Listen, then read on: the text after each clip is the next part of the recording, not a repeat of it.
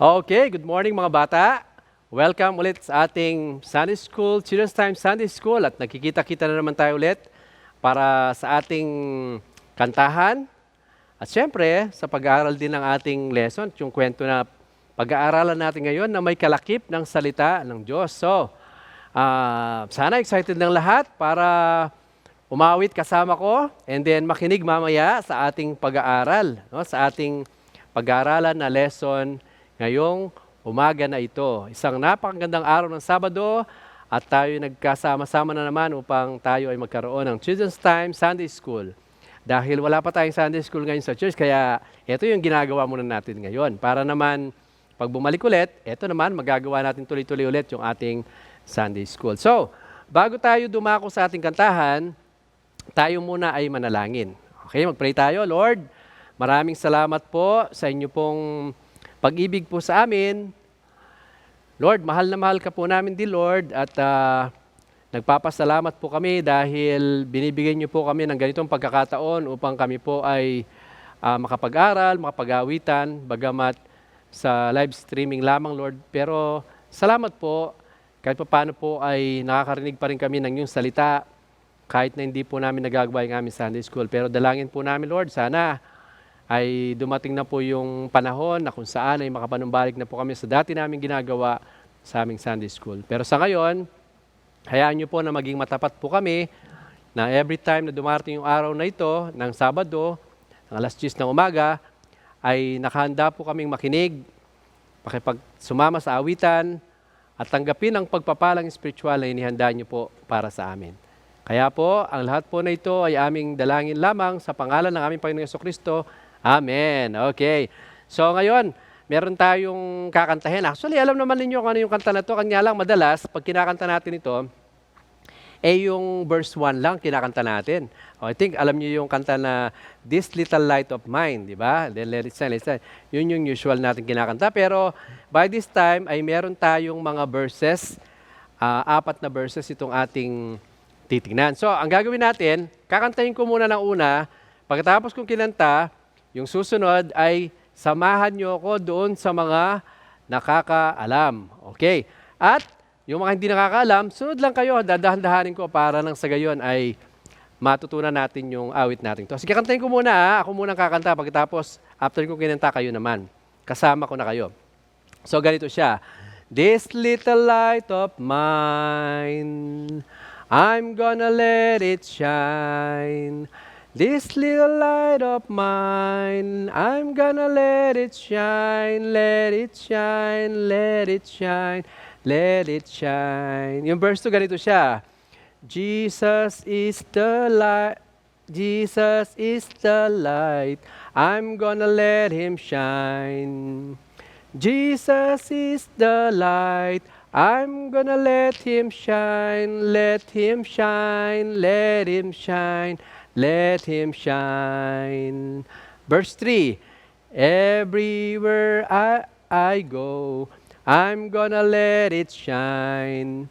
Everywhere I go, I'm gonna let it shine, let it shine, let it shine, let it shine. So, verse 4 naman, ganito siya. Even when I'm afraid, I'm gonna let Him shine.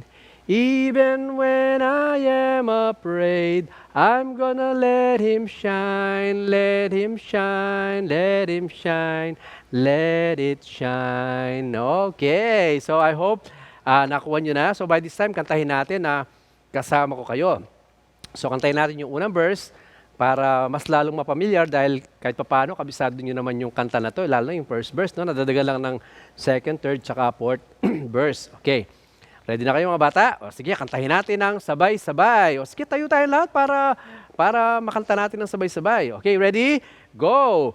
This little light of mine, I'm gonna let it shine. This little light of mine, I'm gonna let it shine, let it shine, let it shine, let it shine. Number 2, Jesus is the light, I'm gonna let Him shine. Jesus is the light, I'm gonna let Him shine, let Him shine, let Him shine, let Him shine. Number 3, everywhere I go. Everywhere I go, I'm gonna let it shine.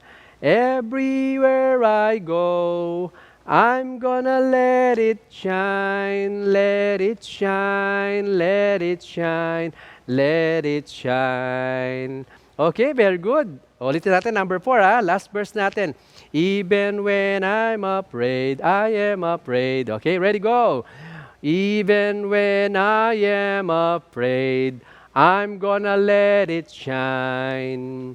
Even when I'm afraid, I'm gonna let Him shine, let it shine, let it shine, let it shine. Okay. So I hope nakuha ninyo yung song natin. Awitin pa natin ito sa mga susunod nating mga araw na ating pag-aaral dun sa lesson sa kanta natin, no?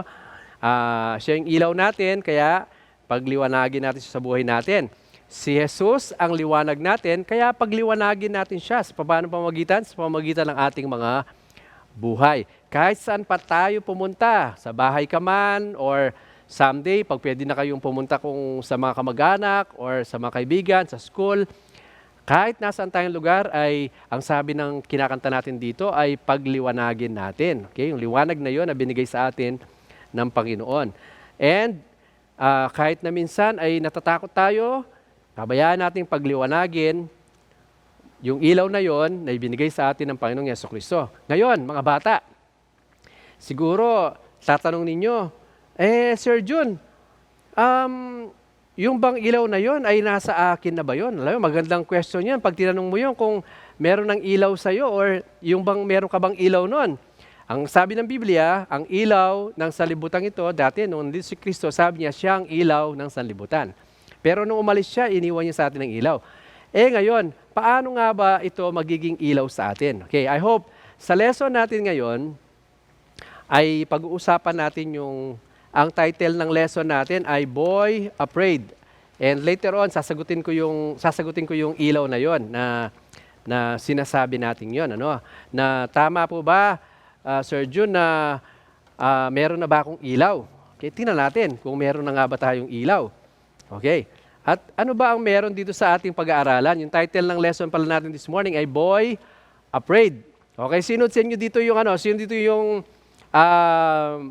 minsan natatakot? Yung iba hindi nagtaas, parang hindi natatakot. Lahat tayo dito, minsan may pagkakataong natatakot. Masama bang matakot? Hindi naman masama matakot. Maganda nga yun pag minsan nagkakaroon tayo ng takot para maisip natin na meron Diyos na handang tumulong sa atin upang mapagtagumpayan natin yung takot. So, tutunghayan natin tong lesson ngayon, pero bago ako pumunta dito, magbabasa muna ako ng mga verse na babasahin natin. Number 1, dito sa Psalms, chapter 4, verse 8. Kung meron kayong mga Bible dyan sa inyong mga bahay, kunin ninyo para mabasa natin kung ano yung sinasabi ng Bible patungkol dito sa pagiging pag tayo ay natatakot. At ang susunod na tanong dito, bakit ka natatakot? Okay, malalaman natin lahat yan. Bibigyan natin ng sagot lahat mamaya yan habang tayo ay nag-aaral dito sa lesson natin at ang salita ng Panginoon. Psalms chapter 4, etong sinasabi niya sa Psalms chapter 4 and verse 8. Ito, sabi niya, basahin ko. I will both lay me down in peace and sleep, for thou, Lord, only makest me dwell in safety. Another thing, sa Psalms 91, verse 11 at saka verse 12. Okay, 91, verse 11 at saka verse 12. Sige, basta muna tayo tapos tuloy-tuloy na tayo sa ating lesson na pag-aaralan ngayon. So 91 verse 11, 12, sabi niya dyan, for he shall give his angels charge over thee to keep thee in all thy ways.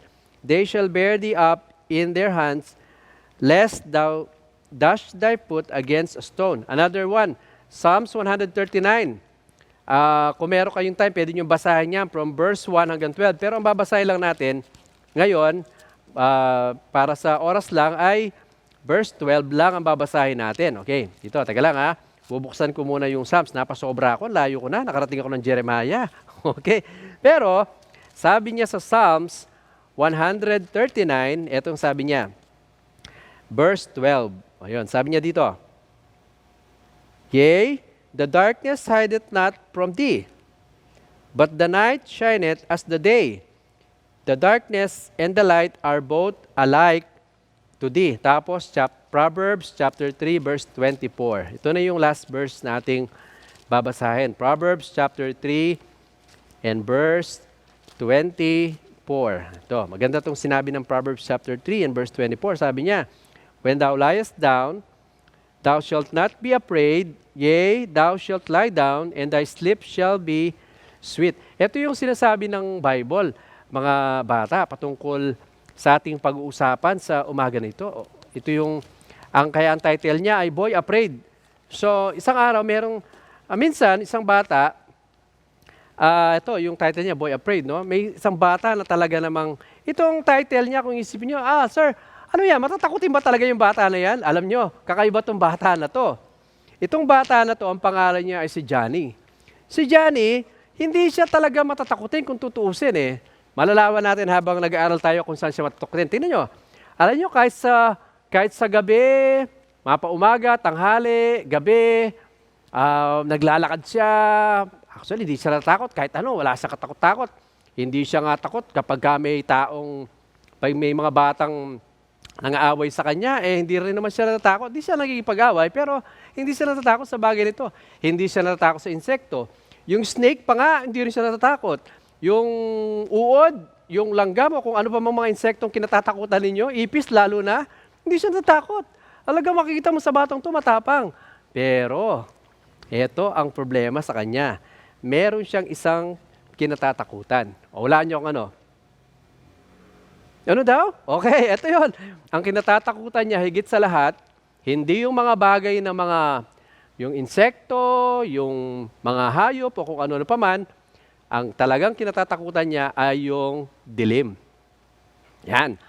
Kahit sa gabi, nakakapaglakad siya sa mga street kasi may liwanag eh. Walang problema, hindi siya takot. Pero alam niyo ba, kapag oras na ng kanyang pagtulog, ayan siya oh, pag oras na niya ng kanyang pagtulog, eto na, siyempre di ba, pag pupunta ka ng kwarto mo, matutulog ka na, anong gagawin mo? Di ba nagpapatay tayo ng ilaw? O kung hindi mo pinatay ang ilaw, si nanay or si tatay, siya yung magpapatay ng ilaw.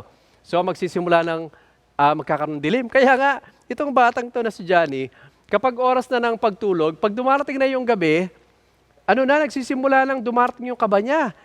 Ginagawa niya, binabagalan niya ang lahat. Isa sa ginabagalan niya yung kanyang paglalakad. Pag sinabi ng mama niyang, sige anak, umakyat ka na Johnny, you can go upstairs now and matulog ka na. Sabi niya gano'n. And so, ang gagawin ni Johnny, ito na, sisimula na siyang akyat. Pero yung paglalakad niya sa hagdanan, ang bagal.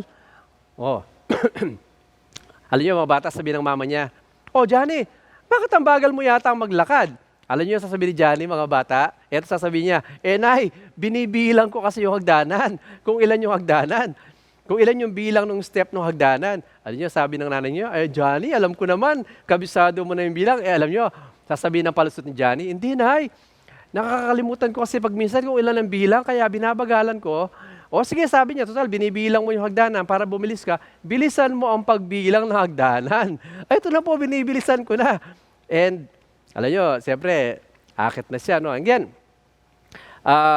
akit siya, at pagkatapos hanggang siya ay makaakyat na doon sa kanyang kwarto. At eto na nga, siyempre, pag akyat na ng kwarto, alam niya, matutulog na siya, at magpapatay na siya ng ilaw. Pero bago yon, etong kagandahan kay Johnny.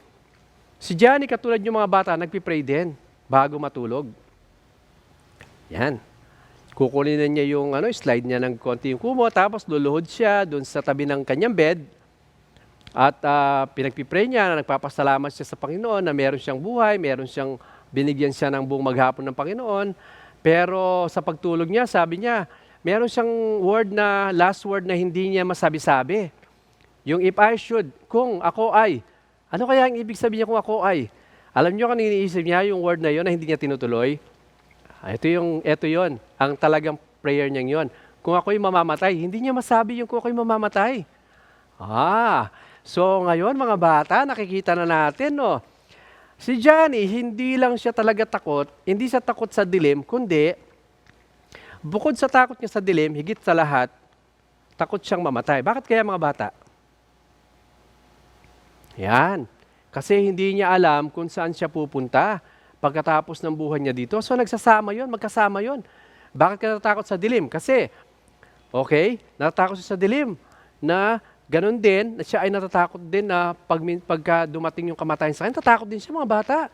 Kasi alam niya sa kanyang sarili, kahit na nananalangin pa siya, hindi pa siya tumanggap kay Kristo. By the way, itong si Johnny pala ay 6-year-old na, katulad din yung mga bata.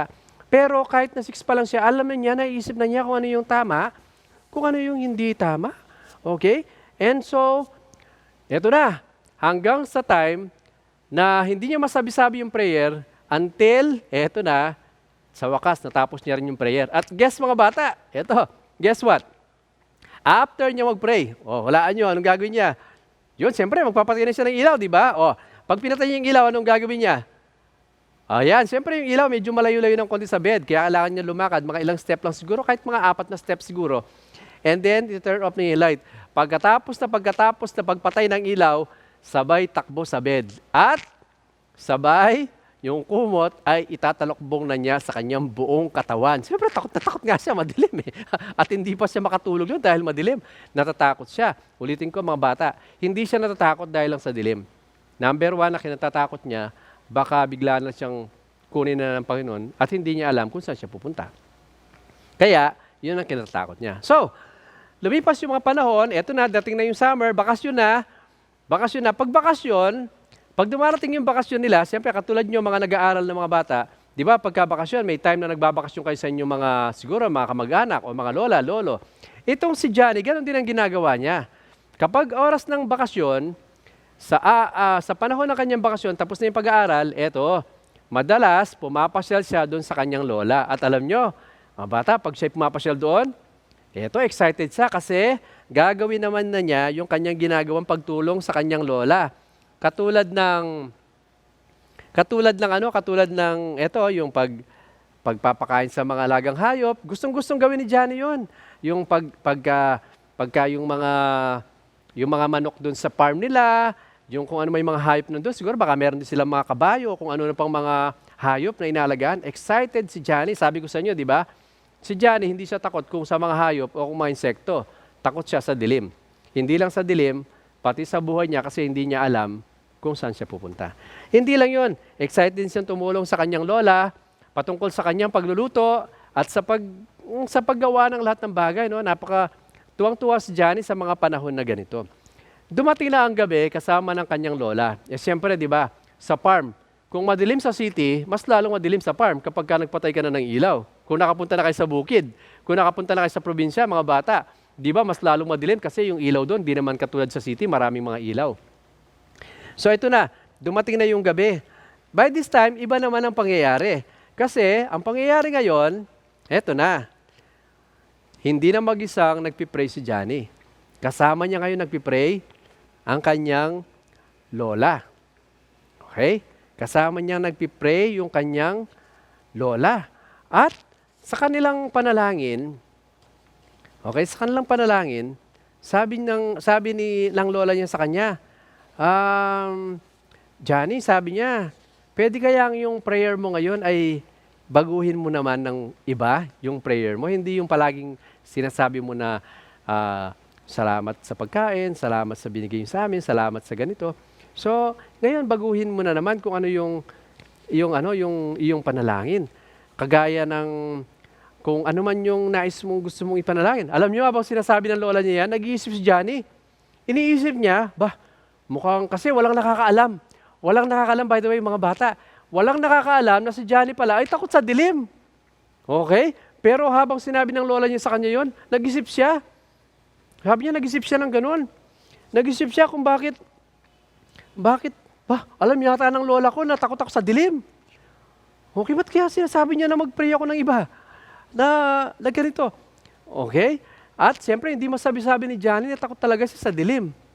Okay? At eto na nga, kinausap na siya ng kanyang lola at eto na, magsisimula na silang manalangin.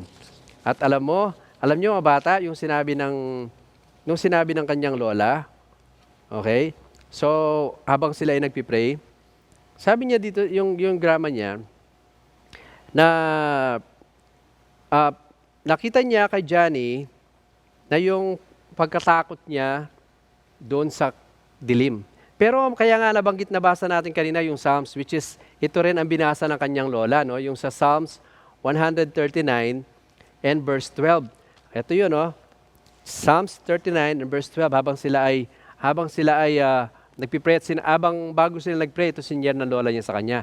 The darkness and the light are both alike to thee. Diba? Pareho lang yung dilim at saka liwanag. Nakikita niya. So, nung sinabi ng lola niya na nakikita lahat ng Panginoon, lalong nag-isip si Johnny na siguro alam na ni lola na matatakutin ako sa dilim. Okay? Natakot ako kasi, ibig mong sabihin, sabi ni Johnny sa lola niya, ay alam niya lahat kung anong nangyari. Yes, alam ng Panginoon. At alam mo ba, Johnny, eto pa. Alam ng Panginoon na tayo ay makasalanan. Okay, siguro first time narinig ni Johnny na, sabi niya, siguro alam mo naman, walang tao makasalanan. Opo, kahit ako, sabi ng lola niya, ako din ay makasalanan. So, opo, alam ko po na makasalanan tayong lahat, sabi niya gano'n. So, kaya nga, ang Panginoong Jesucristo gumawa siya ng paraan upang nang sa gayon, yung ating kasalanan yun, may patawad. Eto, kaya nga siya ay namatay doon sa krus ng Kalbaryo. Ayan ano ba yung mga kasalanan? Ayan, nandyan sa ating picture about stealing, merong cheating, selfishness, disobedient, hatred, lying, di ba? Lalong-lalo na yung lying. Yung tao, di ba? Pag minsan, makuha niya magsinungaling para mapagtakpan lang kung ano yung kanyang maaari yung kanyang kinatatakutan. Ganun po ba, Lola? Sabi niya ganun. Ganun po ba, Lola? Yes. Ang Panginoon ay nagsakripisyo, bumaba siya mula doon sa langit upang magsakripisyo at bayaran ang ating kasalanan. Nang sa gayon, tayo na nabubuhay dito sa lupa ay wala ng kapahamakan doon sa lugar ng impyerno, kundi buhay na walang hanggan doon sa kalangitan. Ganun po ba, Lola? Sabi niya ganun. Oo, sabi niya kay Johnny, ganun ang pagmamahal ng Panginoon sa atin. At nais niyang ipaabot yun sa atin. Gusto niya na tayo ay mabuhay sa liwanag. Kaya niya ginawa yun para sa ating pagmamahal. Kaya nga, nung gabi rin yun, habang nagsishare ang lola niya sa kanya, sige Johnny, sabi niya ganun, kung gusto mong tanggapin ng Panginoon, ay pwede mo namang gawin. Pwede kang mag-pray. Mag-pray tayo ngayon at recognize mo. So, sa madaling sabi, nag-pray silang dalawa ng kanyang lola at guess what? Kung ano yung prayer ni Johnny? Nag-iba yung prayer ni Johnny. Ano yung prayer niya? Sabi niya sa Panginoon, Panginoon, alam niyo po na matatakutin ako, lalo na sa dilim. Pero higit sa lahat, natatakot ako na ako ay isang araw ay mawawala na lang dito or mamamatay na ako. Dahil hindi ko alam kung saan ako pupunta. Pero salamat dahil dito po sa akin narinig mula sa aking lola, mula sa inyong salita, yung dilim at ang liwanag ay pareho lang sa iyo. Alam niyo kung anong buhay ko, alam niyo kung anong kinatatakutan ko, alam niyo kung ano yung mga pagkakamali ko. Sa gabi po na ito, hihingi ko po ng tawad dito sa inyo at tinatanggap kita bilang aking Diyos at ang aking tagapagligtas. Okay. Alam niyo mga bata, sa gabi na yon, nag-iba na ang pangyayari. Okay. So si Johnny, kapag siya ay natulog siya nung gabi na yon, na bago siya natulog, merong tinurong awit yung kanyang lola. Ito yung lyrics ng awit nung tinuro ng lola niya. I'll never, never be afraid, for God is watching over me. Okay, I'll never, never be afraid, for God is watching over me. Hindi ko alam yung tono niya eh. Gusto kong kantahin to, kanya lang, hindi ko alam paano kakantahin ito. Pero, sabi niya, siguro, I'll never, never be afraid, for God is watching over me. Siguro, ganun yung tono niya. So, kayo nang bahala itong mga bata. Ngayon, nakita natin, si Johnny, Nasasabi niya to at natulog siya nung gabi na yon na mahimbing at alam nyo, nung natulog siya, kinuha pa rin niya yung kumot niya. Pero iba na ngayon, tingnan nyo. Natulog siya, na nakalabas na yung kanyang ulo at tinakpan niya lang yung kanyang katawan hanggang sa kanyang legs siguro dahil malamig yung lugar nila kaya siya nagkumot ng ganon. Hindi dahil natatakot siya kasi nawala na yung takot niya sa dilim dahil una sa lahat, napakinggan niya sa kanyang lola mula sa Biblia at higit sa lahat yung pagtanggap niya sa Panginoon bilang tagapagligtas. At sa bawat gabi na kanyang pagtulog, ito yung kanyang mga malaging ginagawa. Bago siya matulog, eto, paulit-ulit niyang kinakanta yung kantang tinuro sa kanya ng kanyang lola. And the night, sabi niya, is like just like day to him, so I'll never be afraid. Kahit na yung dilim ay katulad din ng liwanag, kaya hindi ako dapat matakot. Na kahit sa dilim, nakikita pa rin ako ng aking Diyos na aking tinanggap. Okay? Sa gabi man o sa umaga, habang ako'y natutulog, nandyan siya at handang magbantay sa akin. At every now and then, gigising si Johnny ng umaga nang may kagalakan sa kanyang puso dahil alam niya kung sino yung kanyang tinanggap. At higit sa lahat, alam niya kahit madilim, hindi siya iwanan ng Panginoon, nandun siya dahil ang dilim ay katulad din ng liwanag sa harapan ng Diyos. Kaya si Johnny mula nung araw na yon, mula sa panahon na yon, nung marinig niya sa kanyang lola, yung sinabi ng salita ng Diyos, tinanggap niya ang Panginoong Yesukristo bilang kanyang tagapagligtas, na wala na yung takot sa dilim ni Johnny. So ngayon mga bata, maaring meron sa atin dito, baka takot pa rin kayo sa dilim. Bakit? Di ba? Tinanong ko kanina, bakit? Bakit tayo takot sa dilim? Hindi kaya katulad natin si Johnny, kung bakit siya matatakutin dahil hindi pa natin tinanggap si Kristo bilang ating Diyos at tagapagligtas. Tandaan nyo, ang pangako ng Panginoon, hindi ka niya iwanan, pababayaan man. Sabi niya, kahit kung kinakailangang sugo niya yung angel para tulungan ka niya, pero hindi niya kailangan gawin yun kasi siya mismo kaya na kanya ng tulungan Na kahit na madilim, sa kanyang harapan ay maliwanag pa rin. Meron mang gustong gumawa ng hindi maganda sa atin, nandyan siya para handang magbantay. At wala tayong dapat ikatakot dahil nung tinanggap mo si Kristo, hindi ka na mamumuhay sa dilim kahit kailan. Lalo na sa kadiliman ng impyerno, dahil meron kang Kristo na tinanggap, meron kang Kristong sinampalatayan, kaya nga kahit mga bata pa lang, at by the way, bago ko tapusin ito, meron palang isang tanong si Johnny dito. Sabi niya sa lola niya, bago sila nagtapos nung nag-usap sila, Lola, ganun lang ba kadali? Ganun lang ba kadali ang pagtanggap kay Kristo? Oo, sabi ng lola niya, ganyan talaga ipinasulat ng Panginoon para madaling maunawaan na kahit ikaw na 6 na taong gulang, maintindihan mo kung anong sinasabi netong sinabi sa Biblia. Kaya kung ikaw naiintindihan mo, lalo nang mas maintindihan nung mas nakatatanda pa sa inyo. So mga bata, I hope naintindihan natin kung ano yung pinag-aralan natin sa umaga na ito. Kung ikaw ay may takot, tingnan mo kung saan ka natatakot. Baka yung takot na yan ay dahil hindi ka pa sumampalataya kay Kristo bilang yung Diyos at ang iyong tagapagligtas. So, kung di ka pa tumanggap kay Kristo, simple lang naman, at simple lang ang sinabi ng Biblia, aminin mo na ikaw ay makasalanan, at humingi ng tawad sa Kanya bilang Diyos at tagapagligtas. Magpipray ako ng prayer ng pagtanggap kay Kristo, sumandali. And then, kung hindi nyo pa alam paano, or pwede kayong humingi ng tulong doon sa mas nakatatanda sa inyo, o yung mga nagtuturo siguro, o yung mga magulang ninyo. Yung kayo na nag-attend dito, pwede nyo tanong yung mga magulang ninyo. Kayo na mga hindi pa nakapag-attend ng church, as meron nag-extension class sa inyo, yung nagtuturo sa extension classes ninyo, tanongin nyo sila, paano po ba yung pagtanggap kay Kristo? Sabihin nyo sa kanila yon. At sinisiguro ko sa inyo, handa nila kayong turuan kung paano ang pagtanggap kay Kristo. Sa ngayon ay magpipray ako ng maikling prayer patungkol sa pagtanggap. Pwede nyo rin gawin ito kung hindi nyo alam kung paano, pero make sure pag ginagawa nyo ito, gawin niyo ito hindi dahil sumusunod ka lang, kundi gawin mo ito ng buong puso dahil ang Panginoon natin tumitingin sa ating puso. Sige, magpipray ako ng konti lang and then afterward ay magpipray tayo ng closing. Ganito yung prayer na yun. Lord,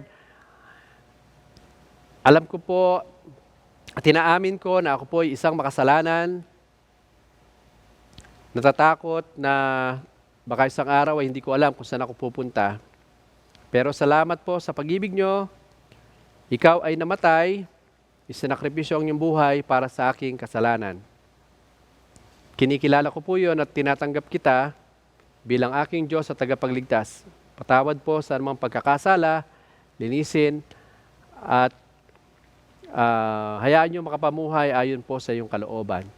Maaring hindi ko man maunawaan ngayon to, the Lord, pero patuloy nyo po itong paunawa sa akin bilang isang bata. At nais ko pong sumampalataya sa inyo. Sa pangalan ni Jesus, Amen. Ngayon mga bata, yung simpleng panalangin na yon ay pwede mo rin gawin yung pagsampalataya kay Kristo dahil ang tao baka siya natatakot dahil hindi niya alam kung saan siya pupunta pagkatapos ng kanyang buhay dito sa mundo na ito. So, maraming salamat ulit sa bawat isa na nanood, nakinig sa lesson, nakipag-awitan sa amin. So, I hope na magsama-sama tayo ulit, ano? Pero bago yon, tayo ay mag-close sa panalangin. Lord, maraming salamat po sa pagkakataon na ibinigay niyo po sa amin muli sa mga araw na lumipas.